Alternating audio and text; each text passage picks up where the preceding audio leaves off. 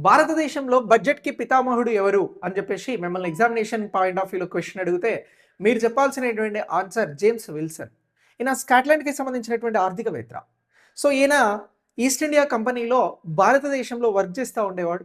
So, ఈ ఆర్థికవేత్త 1857 సిపాయిల తిరుగుబాటు, సిపాయి మిటినీ తర్వాత భారతదేశంలో కంపెనీ అనేటువంటిది దివాలా తీసే పరిస్థితికి వస్తది. అప్పులు బాగైతాయి. సో, ఈ సమయంలో 1860లో మొట్టమొదటిసారి భారతదేశంలో బడ్జెట్‌ని డిజైన్ చేసి ఇంట్రొడ్యూస్ చేస్తారు. ఎవరు ఇంట్రొడ్యూస్ చేస్తారు అనంటే జేమ్స్ విల్సన్. 37 కోట్లతోటి బడ్జెట్ వస్తది 1860లో. ఇది భారతదేశంలో వచ్చినటువంటి మొదటి బడ్జెట్ బ్రిటిష్ వారి టైంలో. సో, అందుకే జేమ్స్ విల్సన్‌ని father of the Indian budget అని చెప్పేసి పిలుస్తారు.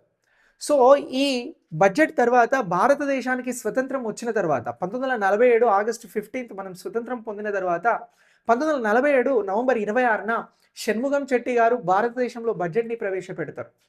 సో, ఆ తర్వాత భారతదేశానికి రాజ్యాంగం రూపొందించుకున్న తర్వాత భారత్ రిపబ్లిక్ ఇండియాగా మారిన తర్వాత 1950 ఇక్కడ ఫిబ్రవరి 28న జాన్ మతాయ్ గారు బడ్జెట్‌ని ప్రవేశపెడతారు.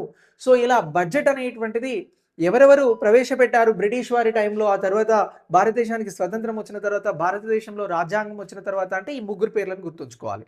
జేమ్స్ విల్సన్ మొదటిసారి బ్రిటిష్ ఇండియాలో, భారతదేశానికి స్వతంత్రం వచ్చిన తర్వాత షణ్ముగం చెట్టి, ఆ తర్వాత జాన్ మతాయ్ 1950 ఫిబ్రవరి 28 అని చెప్పేసి గుర్తుంచుకోండి. ఈ బడ్జెట్‌లోనే ప్లానింగ్ కమిషన్ ఇప్పుడు ఉన్నటువంటి నీతి ఆయోగ్, ఒకప్పుడు మనం ప్రణాళికా సంఘం అని పిలిచేది, నీతి ఆయోగ్ అనేటువంటిది, ప్రణాళికా సంఘం అనేటువంటిది 1950 బడ్జెట్ ద్వారానే ప్రవేశపెట్టబడింది, ఇంట్రడ్యూస్ చేయబడింది అనేటువంటి అంశాన్ని ఎగ్జామినేషన్ పాయింట్ ఆఫ్ వ్యూలో గుర్తుంచుకోవాలి. It's very important.